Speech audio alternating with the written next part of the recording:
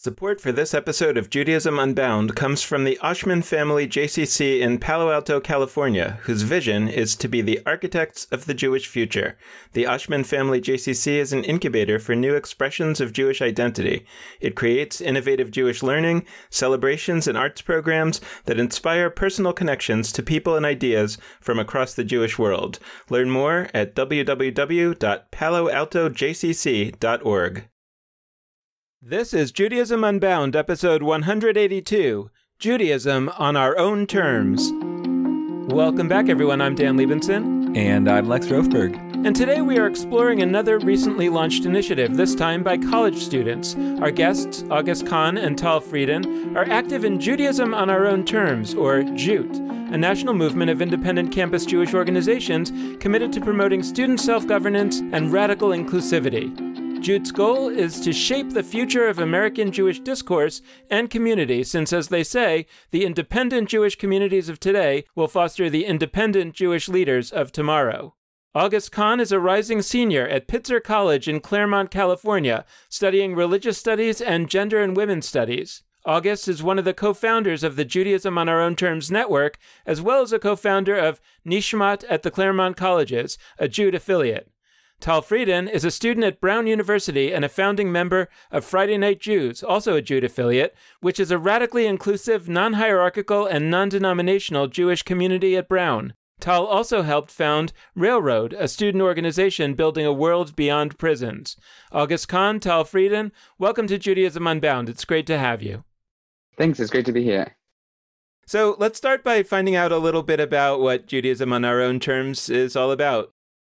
Sure. So Judaism on Our Own Terms is a new group of college Jewish communities, and we're built around the principle that independent Jewish communities are a really important part of the college experience. Specifically, we're interested in building Jewish communities that are not bound to the political views of donors and are able to build their own vibrant Jewish life on campus.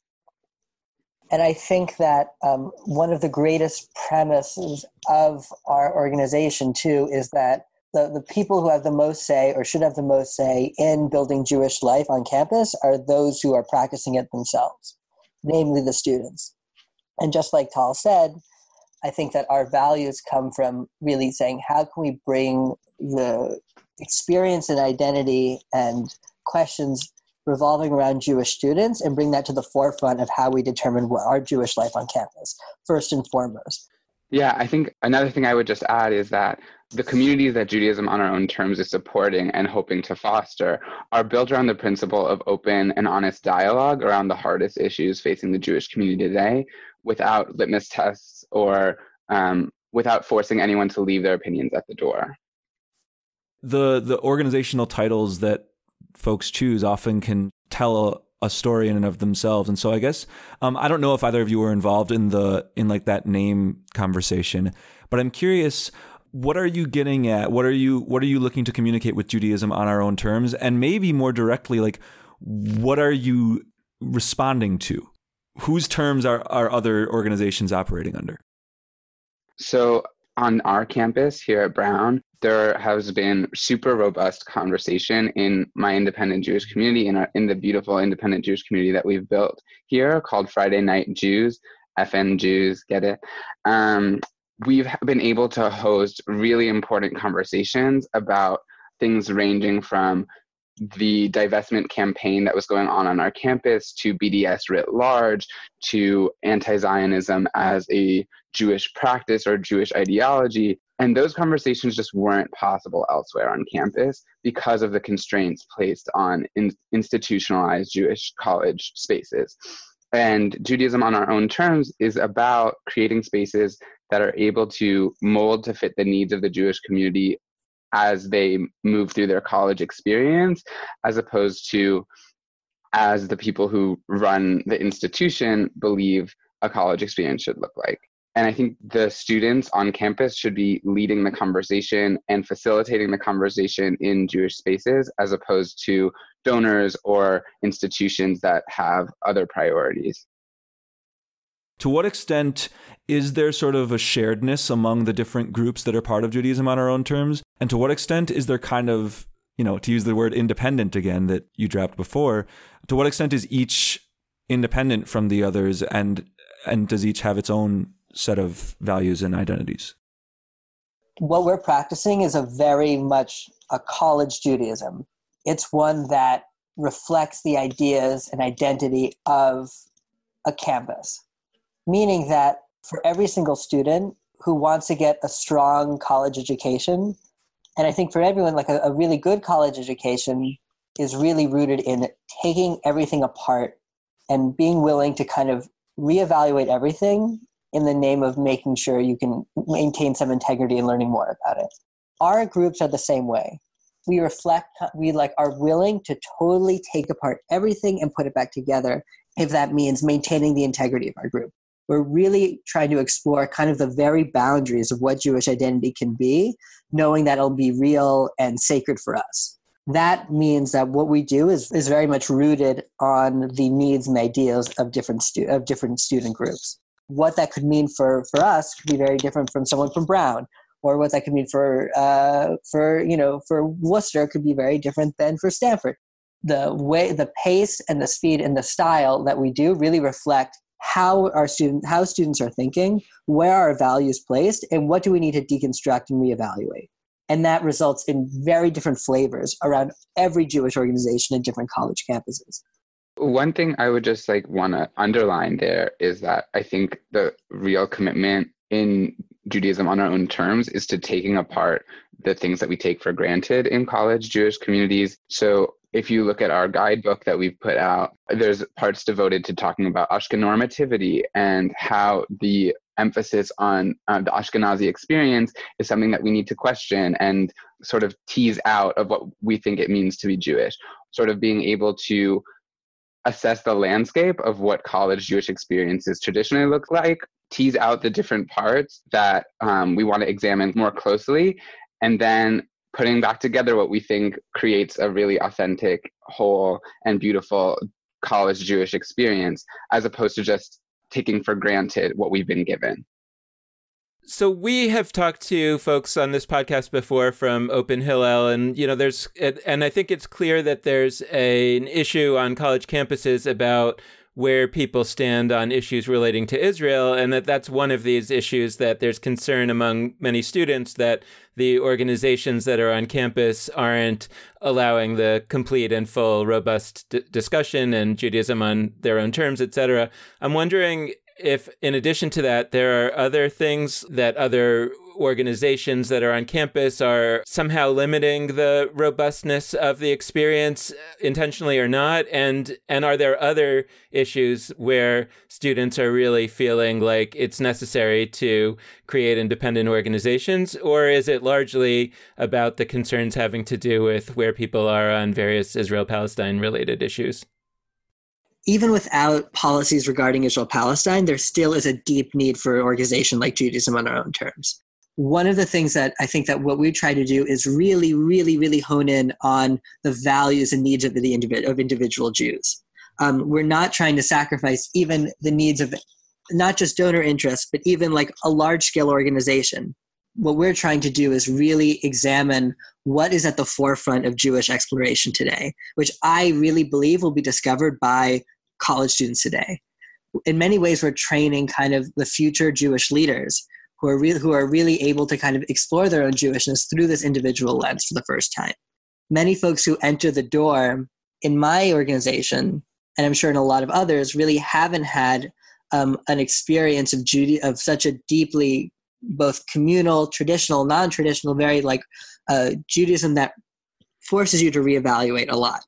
And I think that even an organization that doesn't have Israel, it's just in Israel-Palestine, may operate in kind of the way that our Jewish institutions work, as is kind of in-group and out-group. You take this for granted because this is what you receive. And for someone who may have not received it or may have had a different Jewish experience, they're not going to be included in that kind of group. I mean, I even think about like the way that Jewish institutions talk about the future of Jewish continuity already operate on preconceived notions of what a Jew is, or where can we find Jews. And I think that Judaism on our own terms is trying to push back against that and say that there are vibrant Jews who are really thinking very strongly about Judaism, and some of the best minds for the Jewish community may not be found in normative Jewish spaces, but instead are looking to bring something else to the table from somewhere else. A big part of what makes these communities different, aside from Israel-Palestine, is the commitment, at least in my community, to non-hierarchical organizing spaces. There's no like elections and boards and executive boards and trustees that we have to communicate with in order to make decisions. Decisions are made collectively as a group of students on an ad hoc basis. Leadership changes every week, basically. And that organizing principle and structure radically changes the way Judaism operates on campus. And it allows us to be flexible to the needs of the community every week, basically, which is really unique and avoids falling into routines. And I think that the flexibility that a non-hierarchical structure allows us is being able to change to literally the needs of each week. And it also means that we miss things. So sometimes we'll like sort of flop and not have a huge Hanukkah party, but maybe we'll do Hanukkah at the next Shabbat and fold it in that way. So that sort of flexibility is really exciting because it means that, and this is like the tagline of every email we send, which is that like things happen if we make them happen, not because they're supposed to happen. And that room changes for sure. I think we see a really large number of Jews from interfaith families who come to our events at higher rates. I think we definitely see unaffiliated Jews or Jews who came from families that were unaffiliated with a synagogue, or Jews who didn't grow up with a ton of traditional practice coming to our Shabbat dinners and other programming. But that doesn't mean that we don't also attract camp Jews, Jews who grew up with really rich exposure to Jewish practice. Another thing I think that we're definitely working on and thinking about, I mentioned Ashken normativity earlier, and I think that's something that we're still figuring out how we want to deal with on a campus that is predominantly Ashkenazi. And also, obviously, we're committed to making our spaces not just welcoming, but inclusive and sharing ownership with Jews of color on campus.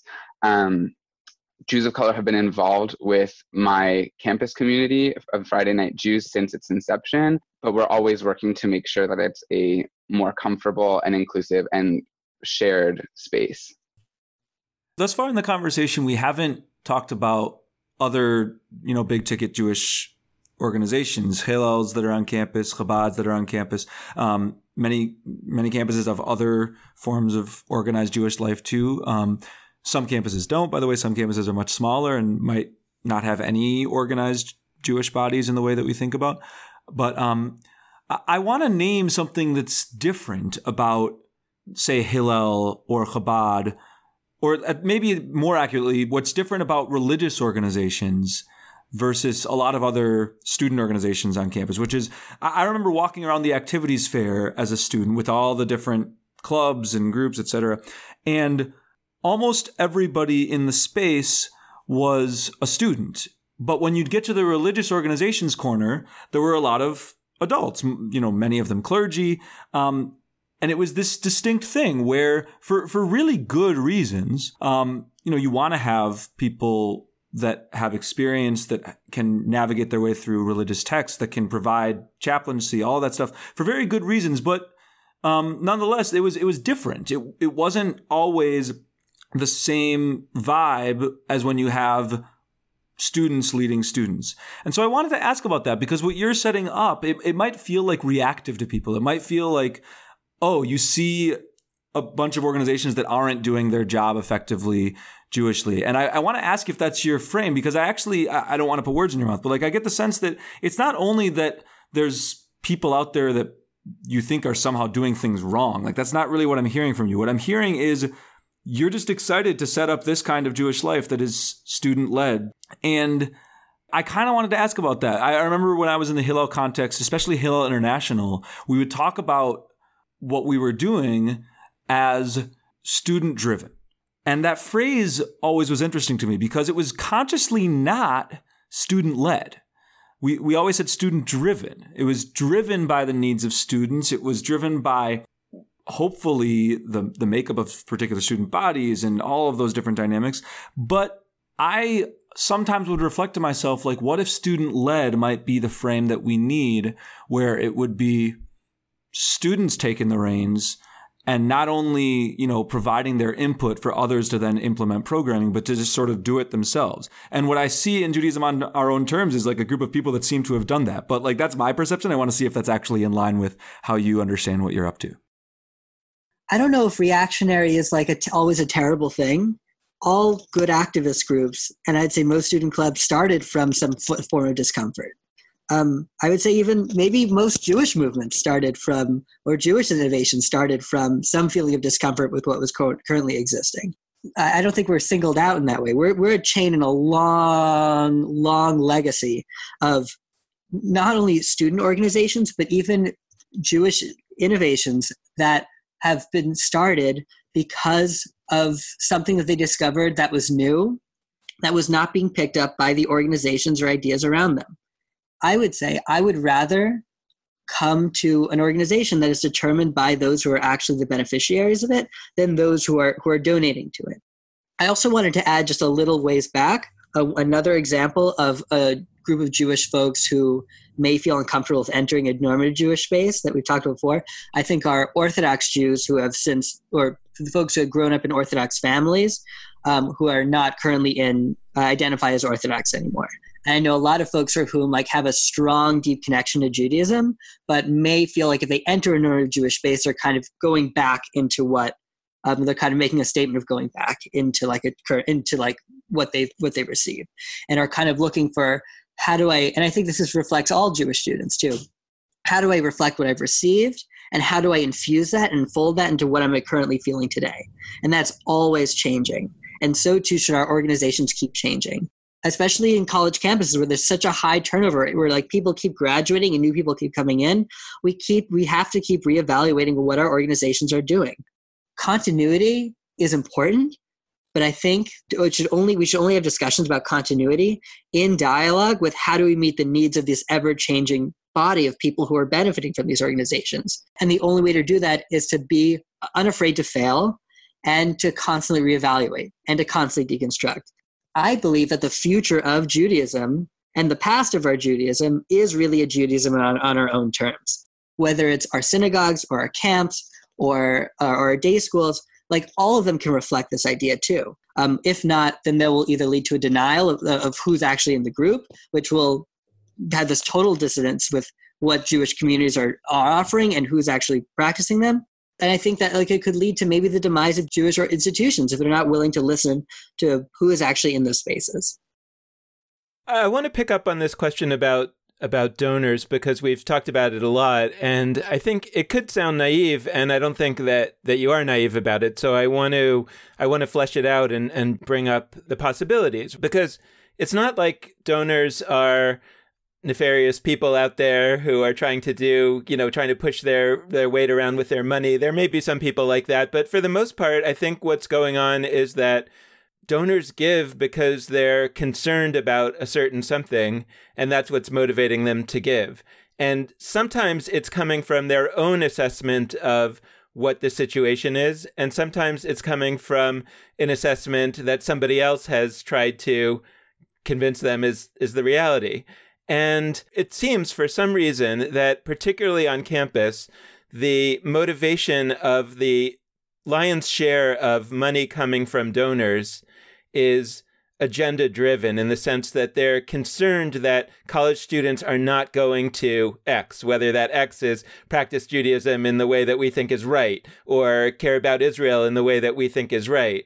And it feels like if you come and say, hey, we don't want to be forced into doing or not doing things based on those restrictions, those agendas, those donors may well say, well, then the organization isn't what I was trying to support. I'm trying to support a particular agenda. And if you're saying to me that we're trying to make everything open, then I guess I just won't donate to it, not because of any meanness, but because it's not doing what I'm trying to do in the world. And so I guess my question is, what do you think sort of the future is and ought to be in terms of donors, whether that has to do with existing organizations or your organizations. One possibility is to say, hey, can we pitch to donors a different view of the purpose of the college campus, a different view of how you're actually going to have the best chance of Judaism looking like you want it to look like in the future?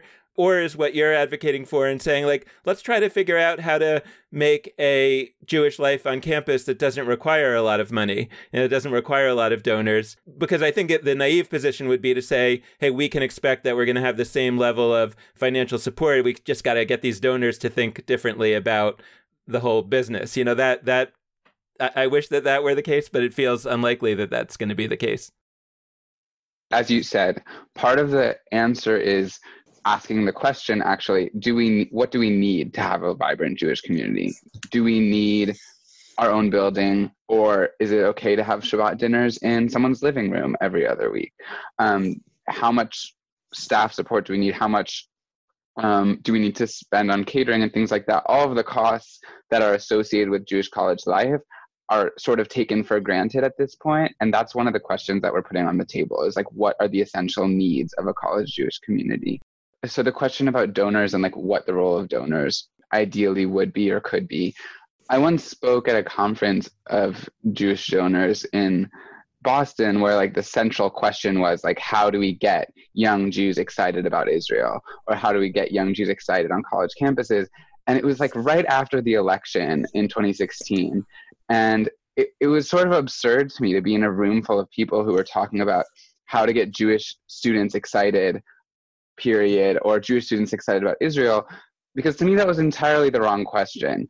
Jewish students were excited. Jewish students were talking about Israel. Jewish students were talking to each other about Jewish things all the time.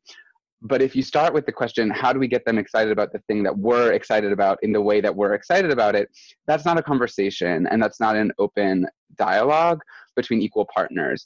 At that conference, there was someone who spoke from Birthright talking about how Birthright had undergone this amazing rebrand, and they were able to re-up their numbers and really engage Jewish youth.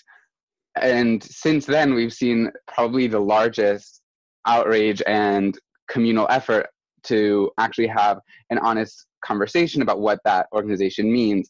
So I think the framing of the question of branding and retention and attraction is one that doesn't speak to Jewish students because it's not an invitation to a conversation. I welcome donors and folks who are willing to give money, who are interested in continuing Jewish practice and discussion and in the conversation on a very robust level, and that's a goal that I share with them. However, I think that the best way that we can continue this is say, like, if you care truly about putting your money in the name of Jewish continuity, then do it knowing that it's going to be a Judaism that may not look like yours, but it may look like ours. And then in the future, it may not be ours, but it could be our grandkids. And that's how I think that's a future of Jewish practice that's been existing for hundreds and hundreds of years. We're not the first people who are having this conversation. But it has to be done on the willingness that there's a new group of folks who are having conversations that you may not be having. And for those folks, those are distinctly Jewish conversations. And they may not be Jewish conversations for you. But if you're interested in the future of Judaism and that Judaism will be practiced enthusiastically and wholly by a new generation, then you have to say, okay, where I put my money, it may look differently than what maybe I've expected it, but at least that some of the core values I may have will still continue. On this resource front, I was part of a small group, I wish it had been a bigger group, that was thinking about small campuses. So campuses that have not necessarily, by the way, campuses that are actually small universities.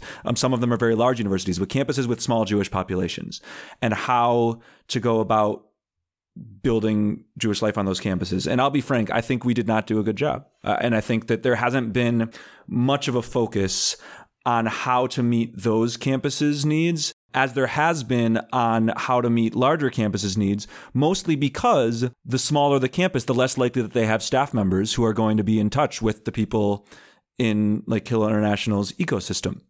And so on the resources front, I want to name that on Dan's question, it was a great question. And it's like, there are already a bunch of campuses that don't have any or very, very little donor resources. There are huge numbers of campuses where the only money that student organizations have for Jewish life is like the student activities grant that's given to that's like the $300 a year or whatever that's given to every student group. And there might be a professor that's the advisor that comes to Shabbat dinner once every month and a half, but they don't have staff in the sense that we think of it. And if we go up even one level, they might have one staff who's part-time, and some that are one that's full-time. So I want to name that what you're creating is actually an incredible resource even for the main Jewish organizations on these smaller campuses. I'm thinking about your guidebook. I've never seen a document like this guidebook that was designed so thoroughly and so thoughtfully around how I'm just going to say people, but it was for campuses, but how people can start up their own small Jewish groups. And so I want to ask, what would you say to folks who are on campuses that, they're not part of Judaism on our own terms, but they have a very small organization that might resemble those that are part of your group? What advice would you give them in trying to make their organization sustainable? And on that money front, I guess, that Dan brought up, what would you say to folks who are trying to create Jewish life without much resources already? Yeah, so Friday Night Jews here started as a group of friends who were like, let's make Shabbat dinner every other Friday night, and let's do it in each other's apartments, and let's rotate. And it was like maybe 12 or 15 people at the beginning who sort of knew each other through random connections. And from there, it's grown so much. It's pretty much consistently 50 people every other week. Our listserv is over 100 people. So we've grown from being a really small group with no outside connections or resources or anything. So first of all, I would say that it's totally possible to start off an independent Jewish community from like a couple of friends who just want to have Shabbat dinner or whatever the practice that you end up choosing may be. My advice would be to center it around a practice that brings people together, whether it be Shabbat dinner or Havdalah or some other practice that you find special. And I think that on a campus with a small number of Jewish students, the intimacy that a ritual like that can provide is really grounding. And I would just say that the key perhaps to making an independent community work is rooting it in shared ownership and a practice that brings people together. So one thing that was coming up for me that I'd love to get your insight on, when you were talking earlier, what I was understanding the attitude of many elements of the Jewish community, including many donors to college students, is there's notions out there that the college campus is some kind of war zone. If the college campus is some kind of war zone, then you might really appreciate somebody saying, hey, we're coming to help you. We're here to make sure that our Jewish students are able to live their Jewish lives as they want to. That's how a lot of the fundraising framing is put out there in the world of fundraising for Jewish organizations and fundraising for campus. And first of all, I don't think it's really a war zone. Second of all, even if it was, most students don't perceive it that way. And when you come into a college campus with that sort of attitude, it's actually extremely contrary to the expectation of what college is all about, that it's a place of inquiry. It's a place in which young people are respected, and it just kind of reads as overly aggressive and wrong to this world. I'm wondering if you could try to give our listeners your sense of what it's like in college these days and what's going on college campuses, and how do your friends perceive of some of those donors and what they're trying to achieve on campus, and kind of, is it working? What I've seen is that this deep anxiety and this fear, or even of larger Jewish institutions outside of the campus, they are really afraid of like what is like the actual intellectual power of a college campus. That it's always been for many, it's been historically, not the only one, but a primary place of like a hotbed for intellectual innovation and for rebuilding new ideas and for trying them out and seeing what works and what doesn't. For this kind of what we spoke of, this kind of deconstruction, reconstruction, not capital D deconstruction, but like, yeah. And our Jewish students who are products of these organizations, of this kind of learning, are going to take that to every place that they want to take it. And then all of a sudden we see that, okay, we're able to do it in our classroom. This is actually something that I can say that was really, really interesting in Claremont, that there was a huge amount of folks who were in Jewish studies departments who were taking classes run by religious studies on Judaism and Jewish thought, and that weren't going to current Jewish institutions for Friday night. And it wasn't because they weren't interested in Judaism. I mean, they were taking the classes for the grade, It was because that they felt that there was a level of being treated with dignity and respect for their own ideas and their own thoughts in the classroom that they couldn't find maybe at Shabbat dinner. And there was this kind of distinction.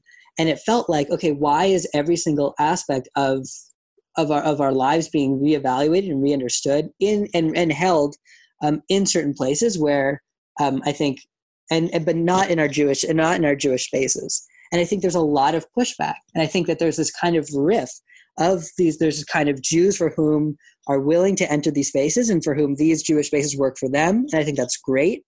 But if you're not willing to take Jewish students seriously, there's going to be a deeper bed of students who are not able to enter the space because they not feel like that they're treated like adults, that are going to find it elsewhere. And I think that there's an intellectually ravenous Jewish community in college campuses that are champing really at the bit to kind of explore Jewishness on a whole new level that can't find it in their Jewish institutions and are looking at elsewhere. I'm curious, since we haven't done a whole lot, especially on the Nishmat front, your group, August. We haven't done a whole lot of just sort of what's the rhythm of your groups. I'm curious to hear. I'm curious to hear about that. I'm curious, Tal, I know that you've talked about Friday night dinner as sort of the rhythm. I mean, it's called Friday Night Jews, so that helps illuminate what the central activity is that their group revolves around. But I'm curious to both of you, on the Friday Night Jews front, what are there other things you do besides Friday night dinners? How has the structure of your group evolved over time? And August, I'm curious, really on just a basic level, how the rhythm of Nishmat flows. And to the extent either of you are aware, if you can speak to some of the other organizations that are part of the network as well. The first time we started Nishmat was a group of friends and I kind of got together in the library and we wrote down, okay, we said we're looking for a Jewish community. We can't find it here. We all come from different places. So we kind of wrote down a list of adjectives of what we want our Jewish community to be. So we had things like mindful or Hamish or like homey or like all this different stuff, or like inclusive and all these kind of different buzzword adjectives. And then we said, okay, and we're going to have a Shabbat event with dinner on this date. And we're going to see what happens if we can put it together. And so they came and we kind of like throughout the word, we got all of these folks. And what ended up kind of manifesting is we're very singing heavy and we did a lot of singing.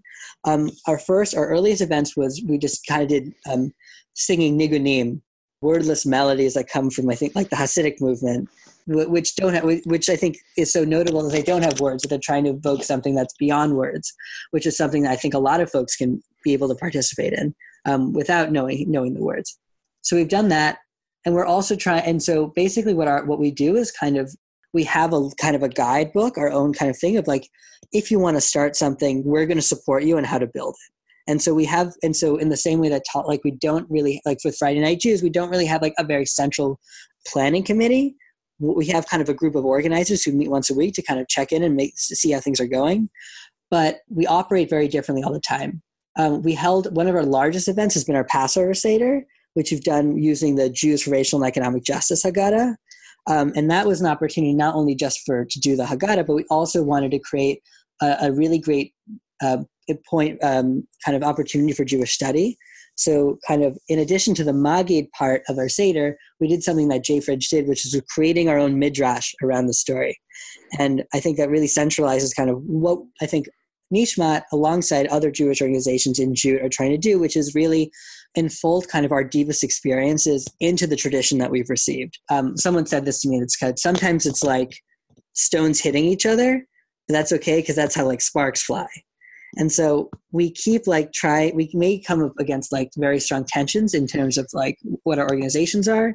Currently, we've done a lot of Kabbalat Shabbat activities and like services and davening, praying at a farm on Pomona's campus. And then we do dinner. We've also started doing a lot of study opportunities. And we have folks who are currently creating kind of a yeshiva program, but we're trying to kind of test the waters of what a yeshiva program could look like. So we have folks studying like James Baldwin alongside Talmud, alongside like what they've learned in like neuroscience class, like hopefully building activities that kind of represent the real character of kind of the eclectic Jewish community that we are. One group that I'm actually a part of is a Muslim-Jewish Solidarity Coalition on campus. And so we're starting to do a lot of work with them too, and trying to expand our reach beyond just our own Jewish community, but also into the greater Claremont community as well. And also after Pittsburgh, I think, was a really notable time for our Jewish community. And we were able to host kind of a long anti-Semitism workshop for the entire campus that Nishmat students helped organize and lead. And so I think that like we're interested in routine, but we're not super dedicated to routine. We're really, really excited to kind of pick up the pieces as they go.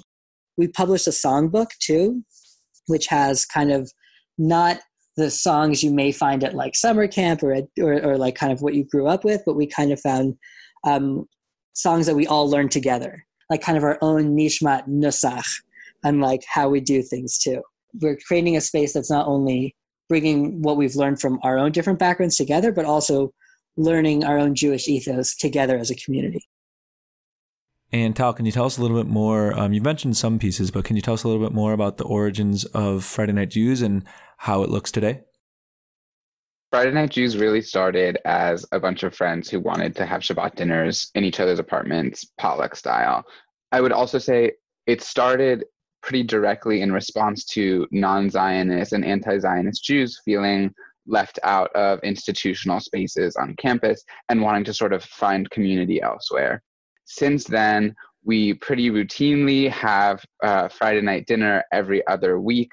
Our Friday night ritual usually looks like people arriving and schmoozing, and just like chatting for a little while. And then we also, this year, started doing nigunim, wordless melodies, at the beginning as part of our ritual section, but that ritual changes if the person leading that week wants to do something else. So we've also had someone read poems, we've had someone teach a prayer or a melody to a prayer. Our sort of ritual section varies continually. And then we go into the dinner section of the evening. We always have a facilitator and a conversation topic. So that has ranged from Jewish role models to responding to Pittsburgh and what community safety looks like to us. Some really important conversations that we've had have been about how to institute restorative justice practices into our group. And most recently, one of our really powerful conversations was about the boycott, divestment, and sanctions movement, BDS. And that was a really special evening because we had people in the room who were involved in our campus's Students for Justice in Palestine group, as well as a former IDF soldier in the room, really openly and honestly talking about what that movement stood for, what the ideals were, and what it meant on campus and to us as Jews. We've also had Havdalah, or the ceremony at the end of Shabbat on Saturday night, so we've sort of become Saturday Night Jews sometimes. And we do holiday programming. Similarly, our Passover Seder was the biggest event we've ever had. There were over 70 people there, and we actually wrote our own Haggadah that we shared with the other members of the Judaism on our own terms movement. Also, we had a retreat at the beginning of the year where we sort of itemized the roles that need to happen. So there's a ritual coordinator for the week, a logistics coordinator, and someone who tries to set up communal cooking sessions so that people who don't have a kitchen can cook with other folks. And other than that, it really just happens on its own. It's pretty surprising. Almost every week someone bakes challah on their own, even though it's never coordinated. And it's just really beautiful to watch those things sort of happen naturally. I want to go back to some of the more philosophical descriptions that particularly you, August, were giving earlier in our conversation. And I'm thinking about what I know of these kind of early days of Hillel in the, let's say, the 60s, the 70s, when some of these rabbis who became legendary rabbis, like Reb Zalman Schachter Shalomi, one of the founders of Jewish Renewal, was a Hillel director for many years in Winnipeg. And my understanding of those times in the history of Hillel is that there was a pretty small group of students at any given campus, that it was highly, highly intellectual, the experience. It was these people who were sort of really interested in exploring Judaism. And most students on campus didn't have anything to do with that. Most Jewish students on campus didn't have anything to do with that. Because at that time, Hillel's mission wasn't in a really powerful way. It might have been on paper, but it really wasn't to kind of try to maximize the number of Jews that are involved in this. And over the course of time, and I'm not sure exactly why, was it driven by donors? Was it driven by professionals who then recruited donors who were motivated by this? But somehow Hillel's mission became more about making sure that we don't lose Jewish students to Judaism. So let's make sure that we have the maximum number of people. And that required a large staff and a building and all kinds of elements. And what you're describing in a way feels to me like a return to what it might have looked like back in the 60s and in the 70s. I guess I'm wondering, what do you think about the Jews who, for whatever reason, aren't going to find your organization, aren't going to connect with your organization? Like, is your vision that there should be just lots of organizations on campus that are student created, that are Jewish organizations that are kind of able to meet the needs of various groups, and they might wax and wane, and they might come and go, and that's totally fine. And nobody should worry too much about making sure that every Jewish student is connected? Or is it your view that, no, you're hoping that these organizations are going to grow over time and take on more of a sense that, you know, it's not that it would be a disaster if any given Jewish student didn't connect, but it's also a missed opportunity not to make that opportunity available. So in some sense, there's a hope that couldn't more and more Jewish students find a place to connect. And the concern, though, about that I'd also like you to reflect on a little is that as that process might happen, what are now these tiny new organizations that you're building, like they could turn into institutions that then start to feel like they need money, and then they need to find donors, and then they have to get stuck with these donors' agendas. You know, I'm sitting here thinking, how do I donate to you? But then I'm worried that if I start donating to you, then I have an agenda and I might stop donating if I don't like what you're doing. And then you're the same kind of victim of being dependent on donor interests. So I'd love to know, you know, as we sort of get ready to wrap up, how you sort of reflect on where this is all going, or where you hope it might go, or what you hope others might do that are listening to this and that are inspired by what you're talking about. Well, there's one thing that I think that you're saying that is really interesting. You know, like, we're not the first organization that has recognized that Hillel is not the center for Jewish life on campus. Chabad has already done that. And I think Chabad has already exposed in a really interesting way that while many needs are Jewish, you can't find it in the same place at the same time.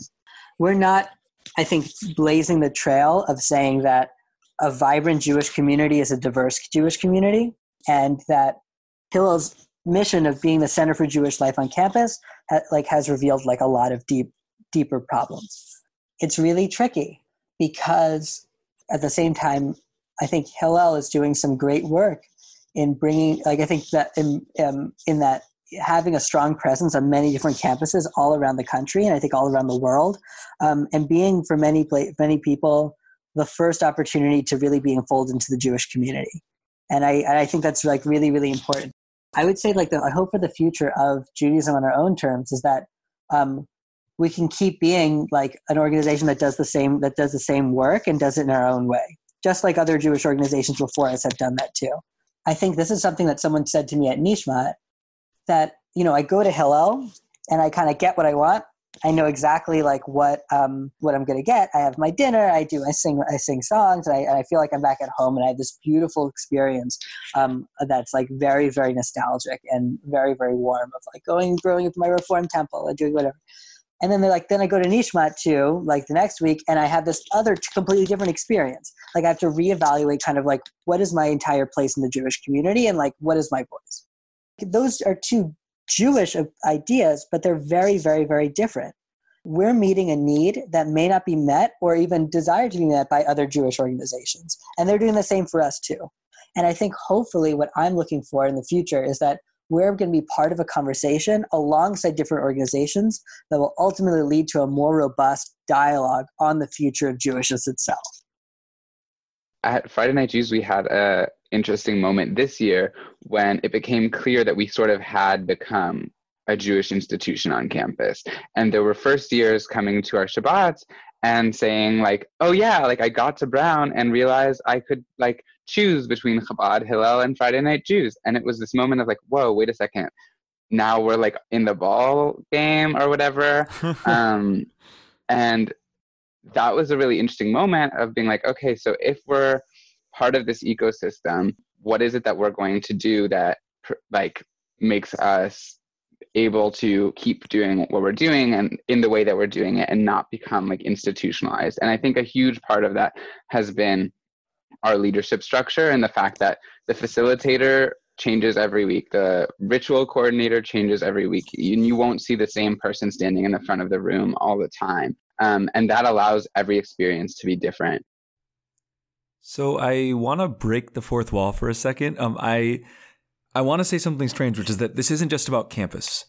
And here's why it's breaking the fourth wall. I feel like if you're listening to the episode and you're thinking, oh, you're like, why are we having Judaism on our own terms on the show? It'd be like, oh, we want to talk about Jewish campus life. And that's true. We are interested in talking about the dynamics of Judaism on college campuses. But I actually think that what y'all are doing is not only important in terms of what it does on campuses. I think that in certain senses, you're actually a model for something I would like to see among all age cohorts. I don't know of other networks, other, organized networks in the sense that you are with 10 or however many campuses coast to coast in regular touch through conferences, making guidebooks, all of these things. I don't know of groups that are independent groups. So obviously there's synagogues that have networks and there's youth groups and various things through movements otherwise that have Jewish networks going on. But I think that for independent-minded groups that are ultimately just people coming together and creating their own Jewish life, I don't know of networks for that purpose. And I think you're really paving the way for not only campus organizations to come together and do that, but people of whatever age, in whatever geographic context, etc., to think about what this would look like. So I guess what I'm asking is, what would you say, forgetting just campus for a second, to a person, any person who wants to either create their own local Jewish community of some sort or has one that's sort of an independent Jewish community but not on campus and is looking to connect with others like them around the country? That our Judaism has gone through thousands of years of challenges, of frustrations, of anxieties, of deep, unimaginable fear, and it is always in those places of deep tension and deep frustration, there's been so much beauty that has come out of it, and that's only done with the intention of knowing that we have to recognize that our Jewishness is a product of circumstance. That our Jewish inheritance is one that has always been in dialogue and in conversation to various different levels with what is going on around the community and around the world, both within the community and outside. And those who have been able to understand and acknowledge that that history of circumstance have been able to build deeply successful, deeply robust, innovative Jewish communities that all of us, I think, benefit from today. And if you're looking to be part of this kind of Jewish organizing, one that is experimental, one that's really trying to reach as far as we can and also maintain our integrity, that's I think the essence of our Jewish tradition. that is that you're not alone in being part of a long chain of discussions, that we are kind of like a drop of water in this long river of understanding about what is the future of Judaism, what is the future of Jewish identity, and what does that mean for those who are practicing it today.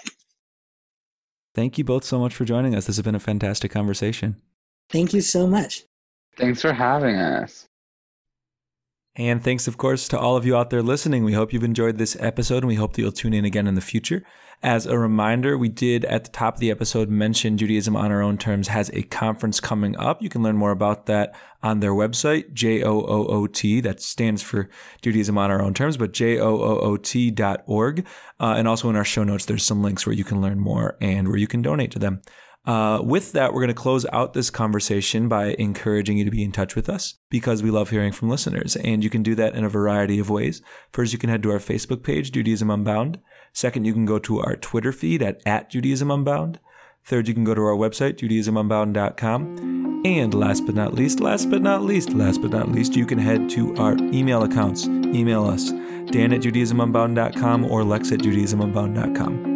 The last request we like to make is that it would mean a lot to us if you are able to set aside a monetary donation for us, and you can do that on either a monthly recurring basis or a one-time gift basis at JudaismUnbound.com/donate. So thanks so much for listening, and with that, this has been Judaism Unbound.